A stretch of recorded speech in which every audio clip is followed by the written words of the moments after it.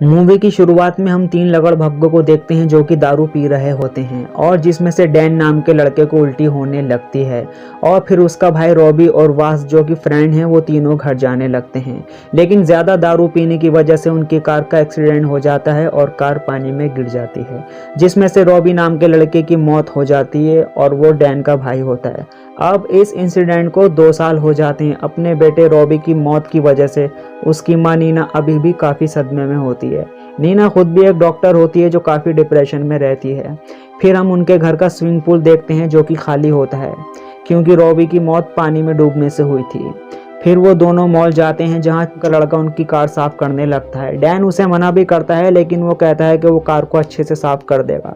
फिर नीना उसे पैसे देने लगती है पर वो नहीं लेता। फिर वो दोनों मॉल के अंदर चले जाते हैं लेकिन जब मॉल से वापस आते हैं तो कार बैक करते वक्त चला जाता है और फिर डैन उसे हॉस्पिटल जाने को बोलता है लेकिन पैसे नहीं होते हैं। नीना उसे अपने घर ले आती है और उसकी ड्रेसिंग करने लगती है। फिर वो वहीं खाना खाता है और कहता है उसने काफ़ी दिन से खाना नहीं खाया था।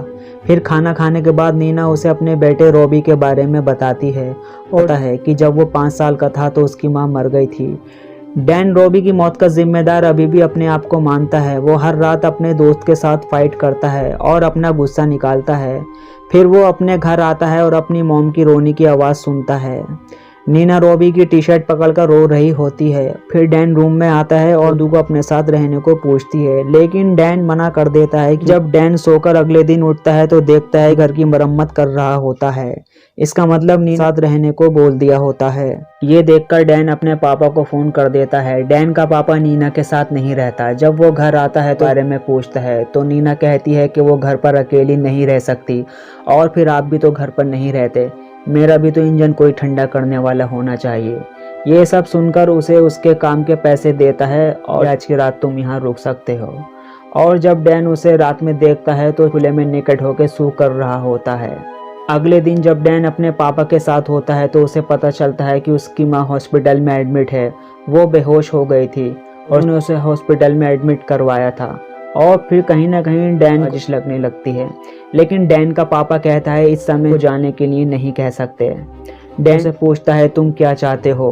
फिर उसे जवाब देता है कि उसकी माँ ने उसे रुकने के लिए कहा था। डैन कहता है तुम मना भी तो कर सकते थे लेकिन उसके बाद कोई जवाब नहीं देता। और फिर नीना रॉबी का कमरा को रहने के लिए दे देती है लेकिन डैन को ये सब ठीक नहीं लगता। फिर डैन कमरे में झांकता है। वो देखता है कि वो आराम से सो रहा होता है। अगले स्विमिंग पूल साफ करता है तो डैन उसके बैग की तलाशी लेने लगता है। तभी वहाँ उसके पापा आ जाते हैं और उसे डांटने लगते हैं। वो लोग देखते हैं नीना के साथ मस्ती कर रहा होता है। फिर रात में वो सब लोग डिनर कर रहे होते हैं। तभी वहाँ जॉन नाम का एक लड़का आता है जो नीना का लवर था लेकिन अब वो उसके साथ रिश्ता नहीं रखना चाहती। फिर डैन और उसके पापा उसे जाने के लिए कहते हैं। जब वो अंदर आते हैं तो देखते हैं से लिपटा हुआ होता है लेकिन डैन और उसके पापा को ये बात पसंद नहीं आती। फिर कुछ दिनों के बाद डैन के पापा चले जाते हैं। दो रात में खुश होकर दारू पी रहे होते हैं और स्विमिंग पूल के पास ही सो जाते हैं। थोड़ी देर के बाद वहाँ डैन आता है, अपने साथ चलने को बोलता है और उसे वो एक पुराने घर में ले जाकर खूब पीटता है। फिर अगले जख्म देखकर नीना उसकी मरहम पट्टी करने लगती है और बाहर से डैन ये सब देख रहा होता है। तभी वहाँ ऑफिसर आ जाता है। दरअसल फ्रेंड लिखने आया था कि कल रात साथ क्या हुआ था पर वो ऑफिसर को झूठ बोल देता है कि कल रात उसे एक अनजान लड़के ने पीटा था और फिर ऑफिसर वहाँ से चला जाता है। सुबह तीनों मॉल जाते हैं। नीना मिरर देखने लगती है। तभी वहाँ जॉन आ जाता है और नीना डरने लगती है। डैन जॉन को बाहर लेके आता है पर पीछे से जाता है और जॉन को पीटने लगता है और उसे वहाँ से भगा देता है। फिर घर पहुंचकर नीना उसे एक अच्छा गिफ्ट करके चली जाती है। उसे पहन लेता है और ये सब डैन बाहर से देख रहा होता है। फिर अगले दिन वो तीनों बोटिंग करने जाते हैं। वो नीना को चप्पू चलाने को कहता है। वो कहती है उसे नहीं आता लेकिन वो कहता है उसे सिखा देगा। फिर नीना उसकी गोद में बैठ जाती है और चप्पू चलाने लगती है।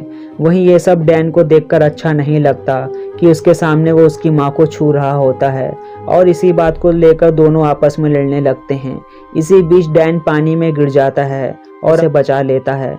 फिर रात में दोनों टीवी देख रहे होते हैं। दो को नींद आने लगती है, फिर वो नीना को किस करता है, लेकिन ये सब नीना को अच्छा नहीं लगता। मैं सर्च करने लगता है। फिर डैन को उसके बारे में एक खबर मिलती है, औरत का खून किया होता है। फिर जब नहा रहा होता है तो डैन उसका मोबाइल चुरा लेता है, चल जाता है और वो पीके बन जाता है, मतलब बिना कपड़ों के ही नीना के पास आ जाता है और अपना मोबाइल मांगने लगता है। लेकिन नीना कहती है उसे उसके मोबाइल के बारे में नहीं पता और फिर डैन उसका मोबाइल लौटा देता है। इसके बाद डैन एक आदमी के पास जाता है। यह आदमी उसी औरत का पति होता है जिसका उसने मर्डर किया था। फिर वो आदमी बताता मेरी बीवी के साथ हर वक्त बस इसी वजह से मेरी बीवी ने उससे रिश्ता तोड़ दिया था, उन्हें उस औरत का मर्डर कर दिया था। ये सब जानने के बाद डैन अपने घर लौट आता है और देखता है कि मोम के साथ पकड़ रहा होता है और नीना। तभी डैन पीछे से चाकू से हमला कर देता है और ऑन द स्पॉट मौत हो जाती है। फिर डैन अपने फ्रेंड के साथ मिलकर उसकी लाश को जंगल में गाड़ देता है। फिर डैन अपने घर आ जाता है और तभी डैन के पापा आते हैं और बताते हैं ऑफिसर आया है। मैं पूछ रहा होता है, उसको पता चला है कि उसने कई मर्डर किए हैं। नीना और डैन ऑफिसर को बताते हैं कि कल रात वो यहीं था पर न जाने सुबह कहाँ चला गया। लेकिन कहीं न कहीं डैन के पापा को उन पर शक हो जाता है। फिर डैन अपने घर में लगे सीसीटीवी कैमरे की रिकॉर्डिंग चेक करने लगता है और उसे पता चलता है नीना उसे जाने के लिए कहती है, क्योंकि नीना को लगता है कि पुलिस उसे अरेस्ट कर सकती है और नीना ने ही उसे अपने साथ पकड़ने के लिए कहा था।